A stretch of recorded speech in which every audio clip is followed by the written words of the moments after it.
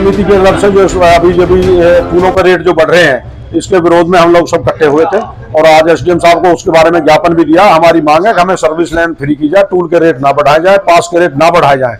अगर ऐसा उसके बावजूद भी सरकार नहीं मानेगी तो लोग हम मजबूरन धरना प्रदर्शन के लिए मजबूर होंगे, इसलिए आज आए थे। ज्ञापन दिया एसडीएम साहब को अभी।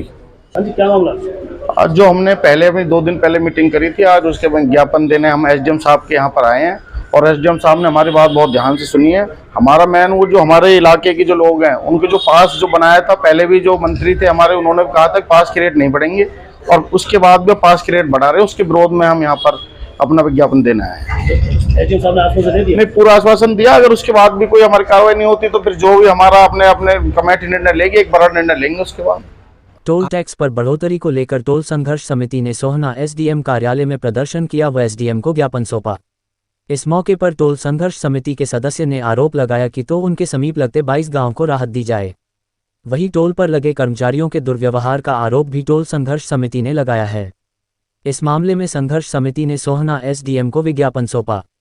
हालांकि आचार संहिता के चलते अभी टोल पर नई दरें लागू नहीं की गई है। National highways authority of India NHAI ने इस बारे में अधिसूचना जारी की है। टोल टैक्स में 5% तक की बढ़ोतरी की गई है।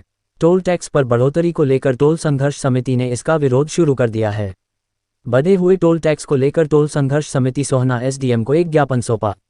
टोल संघर्ष समिति के संयोजक सतबीर पहलवान ने कहा कि अगर लोगों को राहत नहीं दी गई तो अगले रणनीति तैयार करके एक बड़ा आंदोलन चलाया जाएगा।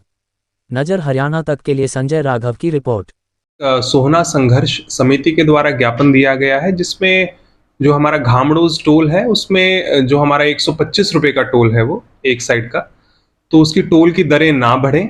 और दूसरा जो हमारे पास यूज करते हैं व्यक्ति, उनके लिए भी टोल की दरें ना बढ़ें, इसके लिए ज्ञापन दिया गया है।